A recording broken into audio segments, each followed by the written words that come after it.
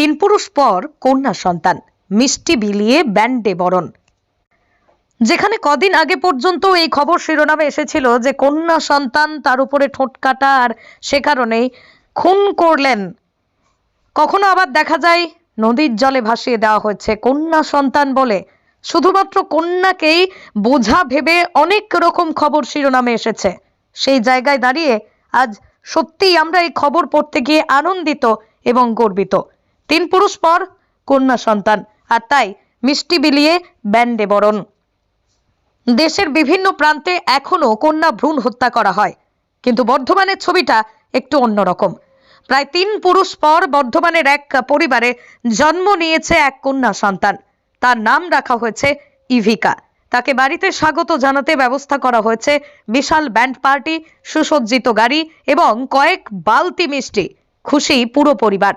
তিন পুরুষ পরে আউস গ্রামের মণ্ডল পরিবারে ঘর আলো করে এসেছে প্রথম কন্যা সন্তান। আদর করে তার নাম রাখা হয়েছে ইভিকা। সুসজ্জিত গাড়ি, ব্যান্ড পার্টি, কয়েক বালতি মিষ্টি বিলি করে সদ্যজাতকে বাড়িতে এনেছে পরিবারের সদস্যরা। আউসগ্রাম 2 ব্লকের দেবশালা অঞ্চলের এই গ্রামে সম্পন্ন হিসেবে পরিচিত মণ্ডল পরিবার। সব থাকলেও পরিবারের আক্ষেপ ছিল একটাই, তিন পুরুষ কখনো কন্যা সন্তানের মুখ দেখেনি। অন্তত একটা মেয়ে যাতে পরিবারে আসে তার জন্যই প্রার্থনা করে এসেছেন সবাই।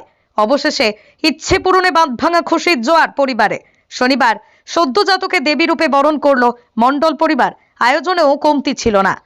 আউস গ্রামের এই বর্ধিষ্ণু গ্রামে প্রয়াত সুকুমার মণ্ডল ছিলেন বাবার একমাত্র সন্তান।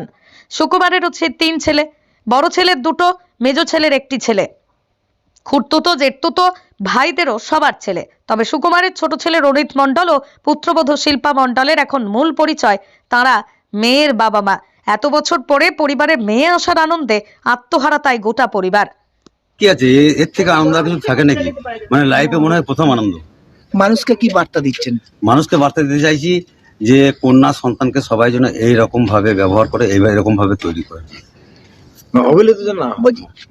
এই চিন্তা ভাবনাটা এলো কোথা থেকে আপনাদের?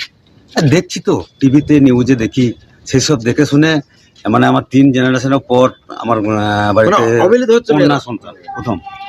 ওই অবহেলা অনেক দেখছি তো অনেক ফ্যামিলির মধ্যে। ওই জন্যে এইটা আমি বার্তা দিতে চাই প্রত্যেক মা বাবাকে যে কন্যা সন্তান কিন্তু পুত্র সন্তানের সমান।